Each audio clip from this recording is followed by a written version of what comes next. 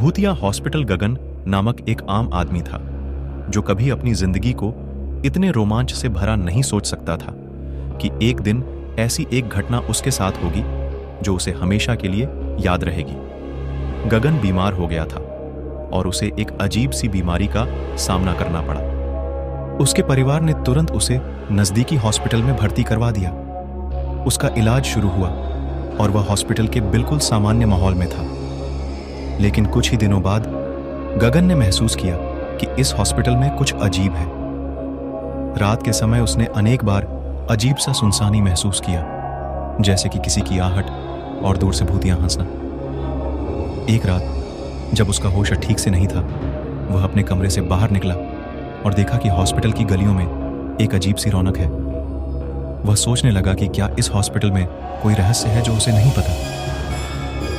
गगन ने निर्णय लिया कि वह रात के समय हॉस्पिटल की छावनी के पास जाएगा और देखेगा कि क्या यहाँ कुछ अजीब हो रहा है। रात के 12 बजे जब सब लोग सो रहे थे, गगन ने अपने कमरे से बाहर कदम रखा। छावनी के पास पहुंचते ही उसने कुछ अजीब सुनसानी सुनी, जैसे कि कोई चीख रहा हो, लेकिन उसे कोई दिखाई नहीं देता था। वह धीरे धीरे छावनी के नीचे बढ़ा और देखते ही रह गया कि वहां एक पुराना हॉस्पिटल कमरा है जिसमें अजीब सी आंखों की तस्वीरें लटकी हुई थीं। गगन को वह सीन देखकर ठंडक छू गई, लेकिन उसने सोचा कि यह सब कैसे हो सकता है। वह धीरे धीरे उस कमरे में पहुंचा और तब उसने एक और बड़ी चौंकाने वाली बात देखी।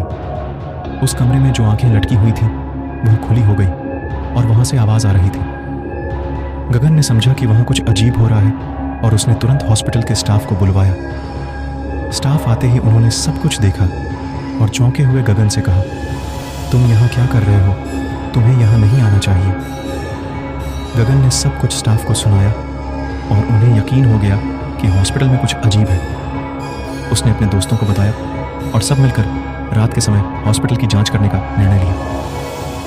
रात के अंधेरे में सब लोग हॉस्पिटल के भीतर बढ़े और जैसे ही वे छावनी पहुंचे, वहां एक अजीब सी ऊंची आवाज सुनी गई, बचाओ बचाओ। सब लोग घबरा गए और उन्होंने उस आवाज का पीछा करते हुए देखा कि वहां एक पुरानी किताब रखी हुई है जिसमें एक औरत की कहानी लिखी हुई थी।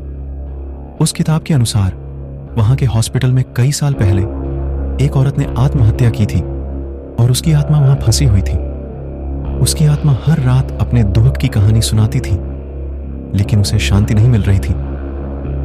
जब सब लोग ने इस कहानी को सुना तो उन्होंने तुरंत हॉस्पिटल की प्रशासनिक अधिकारियों से मिलकर उन्हें यह बताया कि वहां किसी औरत की आत्मा है और उसे शांति देने की कोशिश करनी चाहिए। प्रशासन ने इस बारे में सोचा और उन्होंने एक पंडित को बुलवाया। पंडित ने विशेष रीति से पूजा करते हुए उस औरत की आत्मा को शांति दी। उसके बाद से हॉस्पिटल में कोई अजीब घटना नहीं हुई और सभी लोग शांति से रहने लगे। गगन भी ठंडक से राहत पा गया और उसने अपनी बीमारी से जीवन को नई ऊंचाइयों तक पहुंचाया। इस घटना ने गगन को यह सिखाया कि कभी-कभी हमें अब अपनी दृष्टि से बाहर देखने की आवश्यकता होती है और कभी-कभी हमारी सुनी बातों पर विश्वास करना भी आवश्यक होता है।